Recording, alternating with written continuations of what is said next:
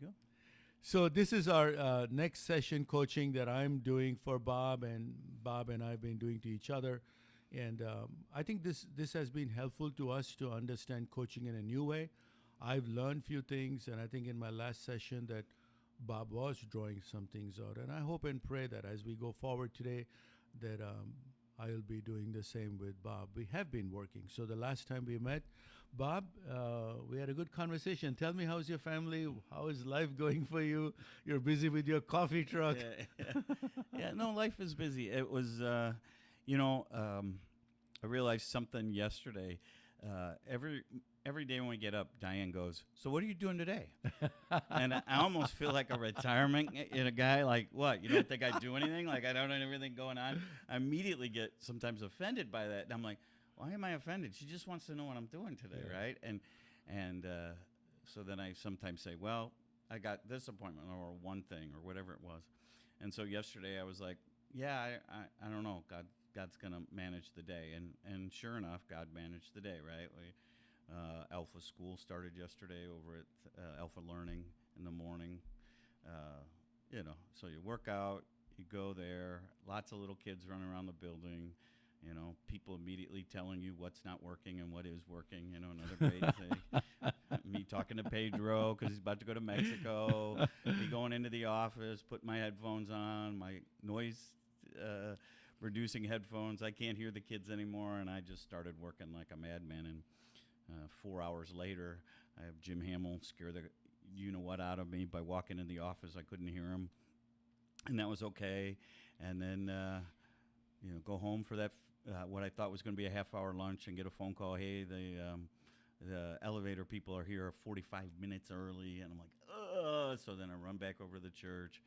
Everything goes fine, no big deal. Then I get an emergency text from one of our folks from the center. I got to talk to you now. And so, you do an hour counseling, and you're a little drained. Now it's 3, and you're kind of going, okay, what's next? You start doing a little bit, and then all of a sudden, okay,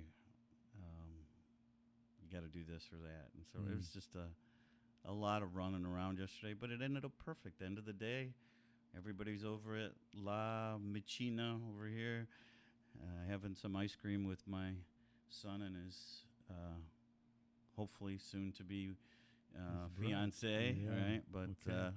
yeah, it's a good day. So today started pretty much the same way. Yes. Crazy. Hey, what are you doing today? Yes. Taking his truck over to the Itasca Yeah. car place. So yeah, it's been a busy. Great. We have been having conversations, and you and I talked a lot that you're so um, gifted in so many areas, and that sometimes is a hindrance to the main thing of our lives. Mm-hmm. Okay. And we talked about that. You recognized it, you said yes, and since we've known each other in a deeper relationship, working together, your areas are so much, and you're drawn in so many ways. But I also know there are very few things that you're very good at. And like, Sunday preaching, you got the full energy, podcasting, full energy. So tell me, with the last thing that we talked about last time, what really gets you up in the morning? What really gets you going? When you get up, what are you looking at? What do you want to do?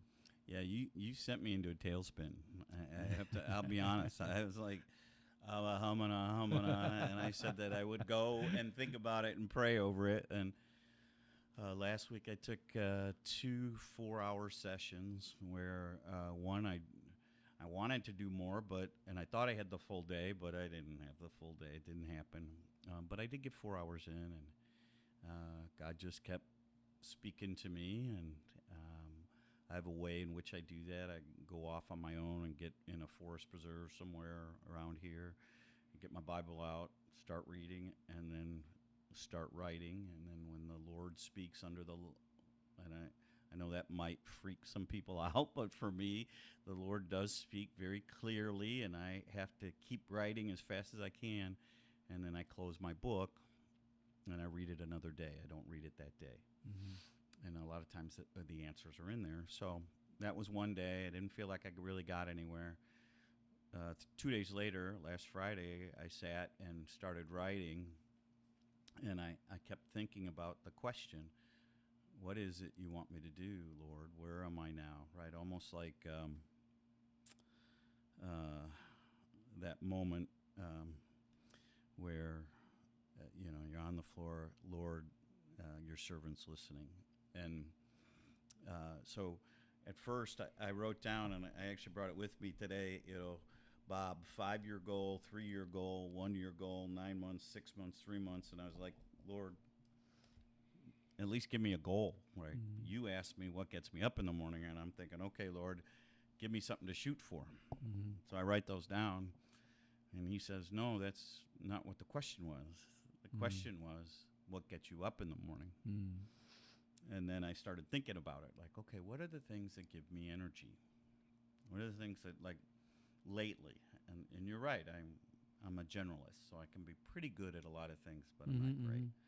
So I wrote down private sector websites and social media. I do enjoy that. I love the creative part of that just gets my brain flowing. The preaching messages and preparing them. The thought of having multiple renews or many dinner churches operating kind of gets me going a little bit, because I have bought in to well, for me, I call it the Forge concept, but it's a missional understanding what the church should look like. Yes, I've built into that. And then the third thing would be recovery, or recovery-focused church. And so those were the things that were kind of vibrating under the surface that you kind of go, okay, what does that look like going forward, right? And I haven't really come to anything. I kind of just put it down, and then a tool that I actually put on your desk from Tampa Underground that I reworded for us and I put on our website for new missional things.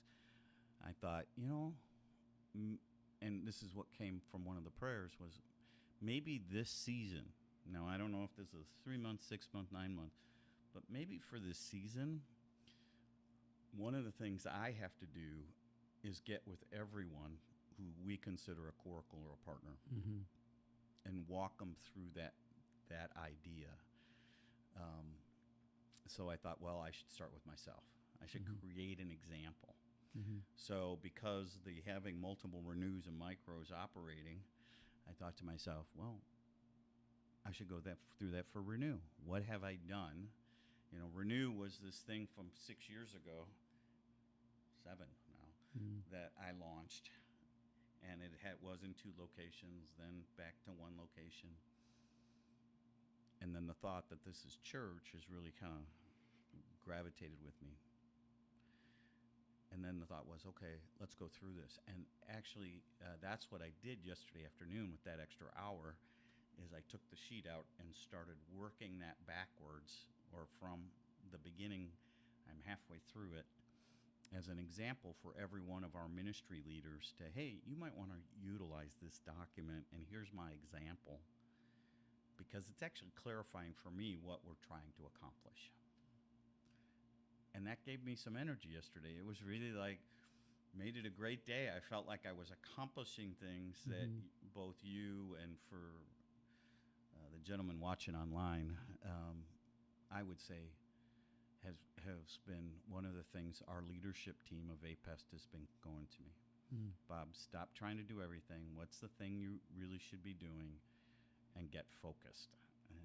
And while I'm not a natural teacher, I am somebody who can walk through the process. And as much as I don't like process, it's very clarifying. Kind of like even this book that we've been reading for coaching. I told you, no offense, but where I said, yeah, this is all stuff I learned years ago. I don't need to do this again.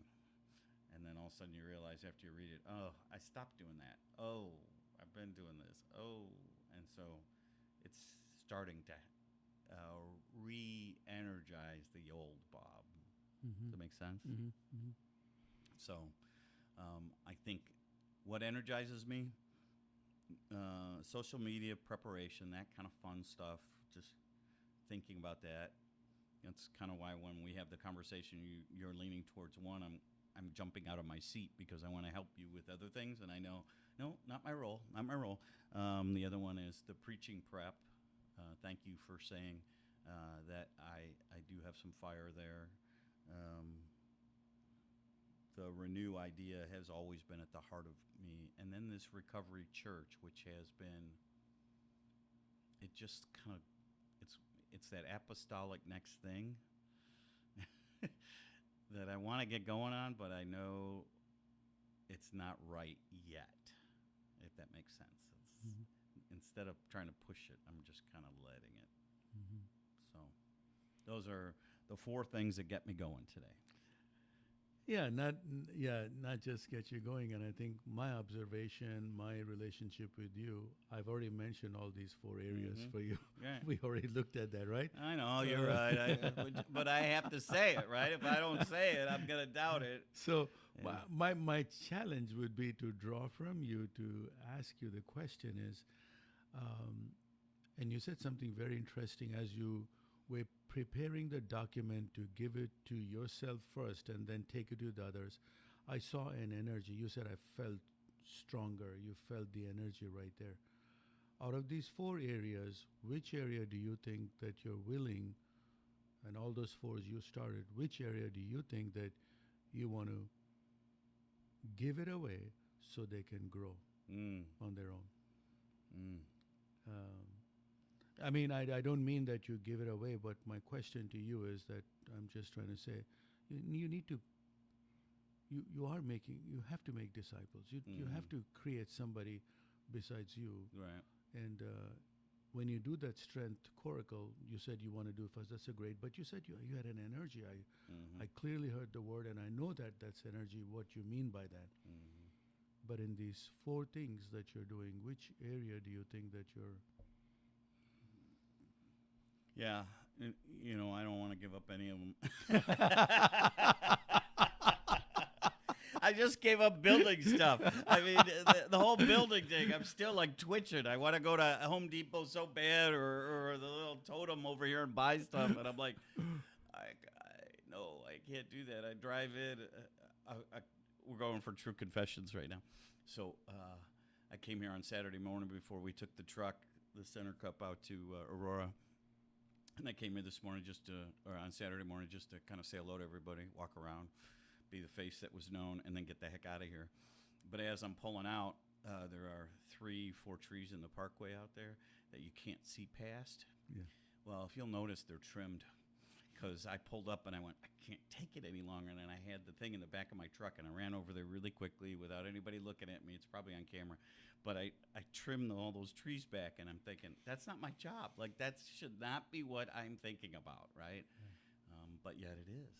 And I've got to let the building aspect go and focus on these 4 things as my thing, and not let, the chiding we do with each other. Well, you don't do anything around here, only work a half day a week, right? And both you and I know we're doing so much more, but there is sometimes my own insecurity that I'm not doing enough, right? And we talk about this on Sunday mornings, and that leads to burnout, and I know it. So, the leader's life is different. So to answer your question, I think if I were to put these in a 5-year plan, I can do all of these in 5 years. In the next 5 years, I really think I can. Where am I thinking I need to place emphasis this year? I think it's strengthening all the things that are not quite up to the strength they need to be. Hence the reason filling out that form for the Renew thing. I think God's telling me, okay, help them all get self-sufficient and missional expressions under the idea of what is APAST. And like we talked about on our visioning team, if they don't have their own board, we become their board for a while. But to start emphasizing that with each one of our groups, I think that's my 1 year kind of, this is what I should be doing till next July. And on the side, I can do the social media stuff because it's second nature, but I need to find somebody for tech. And we need another tech. to do this, and be so engaged in it that it's good, Mm-hmm. not not schlocky. Mm-hmm. That's the way I would call it. And then Sunday mornings is another refining place. Like that, Sundays at 11 was supposed to be this missional difference. And if I look back over the last 3 months, maybe 4 months, it's become it hasn't been that. Mm-hmm. It's almost reverting back to old church, right? Mhm. Three songs and a preaching element, and then we're done, right? When it should be something more lively, more engaging. And so those are the places. I think I need to pull back, refocus, get really good on a couple of these things, and then get out of them, and find people to get creative with them. Does that make sense? It does, Or is and it still too much? it's it's. I'm going to just ask you: do you trust people after a certain time that you could tell them something and walk away? Do you trust people that you can tell something to them after you build a relationship and walk away? Or does it irritate you if it's not done? Just look around at the buildings. I'm just saying, I haven't, and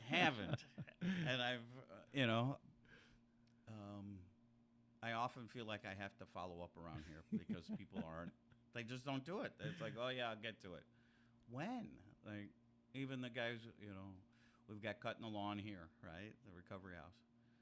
Okay, you're gonna cut the lawn, and then I pull up today, and it looks like Not done. not great today, or you tell the recovery house, hey, we're concerned that you have 4 guys living here and there isn't a house manager, and then I find out they've added a 5th here and it's not a house manager, and then I call the person and they tell me that I'm being overly cautious. What? At some point you want to start screaming, and okay, I'll let go of that, we'll get around to it. You should be proud of me. We have the cameras right there for the outside. I haven't put them up myself. Okay. We're waiting for the guy to come back to do. So, to answer your question, I think part of my management style is to say it's all yours, and then to kind of come back and just see if it got done. Like that, just checking on it. And when it doesn't get done, I kind of try to just either do it or make an example of it as something that needs to get done, and then let go. Since you're so passionate about coracles that you want to, in other words, form teams, Mm-hmm. I just want to challenge you for 6 years. The recovery that you've done, it has been done so well. It has impacted so many lives. Uh, the dinner church or the recovery thing that you have done on the other side, and it became very popular here. It became popular. People like it. My challenge would be that should be your immediate plan to give that away to somebody, Mm. because not that you stop doing it, Mm-hmm. but how do you coach somebody else to introduce that to happen, and maybe you could focus on another location, another person to develop. But I think of this when Jesus was doing the ministry early on. He started just letting it go, Mm-hmm. and you have enough 6 years. You should have someone that should say, "I'll do it." Yeah, honestly, I've tried. I thought I was giving it to Larry Helms, and then he got up and became a evangelist preacher in the middle of, no, that's not what we're talking about. Then I tried to hand it over to a couple of guest celebrity speakers, and they didn't take it. The young man who ran from us, ran away from us. We just have not had the person Mm-hmm. who steps up and says, yeah, I want to talk about that, Mhm. or discuss it or manage it. That has been a little disheartening, Mm-hmm. because at some point that starts to feel a little personality driven. Mm-hmm. And I don't want to be that, but what do you do, right? Yeah. Um, yeah, and we're in a year of transition. You know, fifth year, you probably don't remember this, but fifth years are always transition years. Hmm. And Renew is transitioning this year. Uh, Half the leadership team said that they couldn't commit to it in an every week basis, so we got to figure out a different way to do it, Hmm. which we will. We pivot. Hmm. Um, you know, at what point do you let go of that and pick something else up, or Hmm. you know, I've thought about letting go of Sundays completely Hmm. and just do Mondays. Hmm. You know, put my energy into one thing, or changing Sundays to look like Mondays. I don't know. Those are all great conversational points. You're right. I need to find, and I pray for that leader. That's 222, right? That's what we do. Yeah. But I have not seen that person. I tried with Jennifer. I tried with Sonny.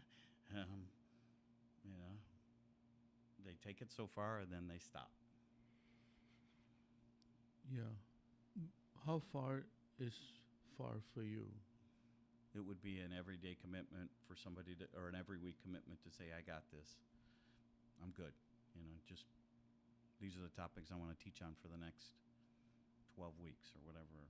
If we had somebody who could do that, I would feel great about it. I'd love to just show up and when I could.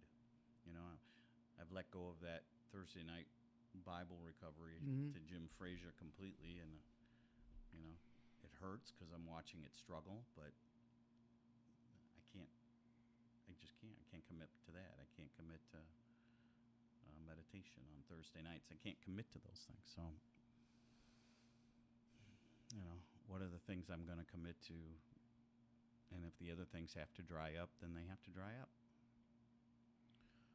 You know, your passion and your heart in these four things is real because that's where you glow, or you I see the energy Mm. that, because I work with you in these areas. Um, but I must push you to say that you have not raised anybody to take one thing. And I think when things are not done by whoever the next person may be, it's a lot of issues that you may have to deal with your trust level. You may Mm. have to deal Mm. with your trusting God level. You may have to deal with, you're probably measuring, uh, I can ask this question to you. What are your measurements for these people that you can say, I can see they can do it? What is your measure? Yeah. Um, what I look for in a leader, how I measure that, is somebody who comes up and says, I can do that. You know, and maybe that's too much on me, right? You know where I was, and at some point I was the guy going, okay, where do you want me? And they said, go into the youth room. Right? Probably because the pastor looked at me and said, you know nothing about your Bible. You have no idea. You're probably a seventh grader. And, you know, I did that for a few years with 90 kids, and wrote the curriculum for that. And, but, you know, I made the determination that I was going to step forward. I don't see that in our current, in some of these other areas. And when I do, I elevate it quickly. Sometimes probably too quickly. I mean, I'll admit that. But I also do not see it yet. And it's so disheartening, right? But, um, you know, I say that, and then I think one of the gentlemen who was with me at Renew out in Montgomery, Illinois, just told me he's writing training curriculum for a place, and he's talked about emotional intelligence, and it's 10 sessions or whatever. And I said, hey, would you want to come teach that? Because could it translate to a Renew dinner? Because he used to be part of Renew. And he said, yeah, it could. And I go, well, do you teach that now? Yes. And I was like, well, maybe he's the one who needs to drive out, right? I don't know. I really, and maybe I need to follow up on that. Yeah. What's my measurement? My measurement is their willingness to ask, not mine anointing, right? because when I anoint, I find they fall away quickly. I heard you twice that your measurement is for them to come and say, I'm ready, and you know you live in a culture, they will not say it. Mm. Honestly, who is going to come and tell you that I will do this unless something happens? And I'm just drawing things from you Yep. to remind you that there will be hardly anybody who will say, Bob, I'm ready to do it. As much as possible, people are trying to get away from any volunteerism, work, and other things. You know that. I would challenge you to reevaluate your measurement Mm. and also look into the way that Jesus was calling. Did he wait for disciples to come and say, I'm ready to follow you? Or how did Jesus invite people to the ministries Mm. where they took over? Yeah. I think that's an issue that you have to really take a look at Yeah. Yeah. So, why do I fear? That's what it is. Asking others to lead. Okay. it. Yeah. I think you said That's it an well. aha. That's Huh? an aha. That's an Yeah. aha. Yeah. And I think because, you said it like, your measurement, I think very high bar for people to say, oh, I'll do it. It's not like a one-time deal. It's a heavy commitment. It's a spiritual commitment. Mm-hmm. And when that happens, you know that you and I know so well, enemy would not let it happen. Right. Um, and the fear aspect, I also think a trust aspect for you to say, you know, and I, and I think the model of Christ is so well that he coached them, helped them, discipled them. You're so much into that. Those are your, Mm-hmm. next to nature for you to do that. But letting it go may be very hard for you. Mm. Um, I would say that think about this, because the more we give away, the more we grow. Uh, Failure is in the Lord's hand. Right. Success is in the Lord's hand.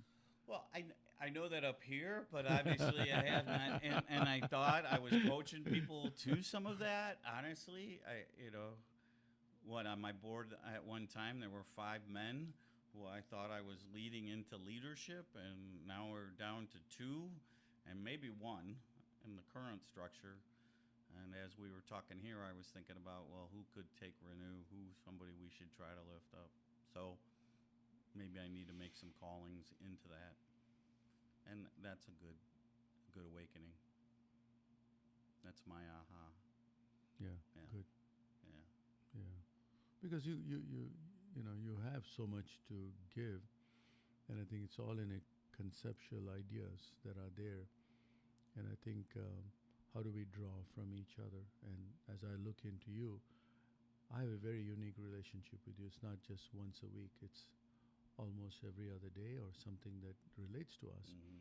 And I think it's a good way that you focus on those things. And you're very organized. Your bar is very high for yourself, Right.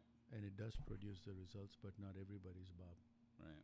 The next person could be Andrew, who just brings uh, the fish and the bread, the little Right. guy who may Right. not be a key person. So that's a challenge. Right. A measurement that you said it so well that I want them to come and tell me. Twice you said that. Mm-hmm. So I would ask you to just think on that a little bit more, measure in the biblical ways Right. of how did God measure Right. those who launched into marriages. I think that will be a good progress for Yep. you next time when we meet to Okay. talk about it. So what is one thing that you would take away from today's time with us? Even with 5 things that I believe I'm called to, I need to narrow that down. That's one. I think the second one is I just what we talked about here, right? In the things that are working right now, finding and asking someone to step in, right? Or a few to step in, so that it's not reliant on my personality to make it happen. Mm-hmm. So That's really, you know, off the top of my head, this is how fast my brain works. Well, ask Debbie to do boundaries. Ask Brian to do this other Brian, who's actually our lay delegate. Ask him to do the emotional intelligence, and then ask one of our other guys I have been coaching for a year now come in and do something on hell and heaven and give them a chance, give them all a chance, right? And just see what happens and step away from the front, right? So, but that's how quickly my brain starts processing. Yeah. But those. So it is to find a way to give renew away to someone, or be a part of it, but give it away. Give the main component piece away, and then the second thing is keep asking myself, what am I fearing? So what are you fearing? And I would suggest that you look into the area of your measurement. Mm-hmm. It's the measuring aspect of you just replicating Bob Butler to show up and say, hey, I'll take over. It's not going to happen that way, maybe. But look in the light of the Bible. How did God invite people to run? And I think if you work on those areas next time, it might bring it to a little more polished way that in 6 months you would have somebody just is committed to do that instead of Bob Butler doing it. And then we can talk more next Okay. time. Okay? Yep. All right, great. Bob. Thank you so much. Thank you.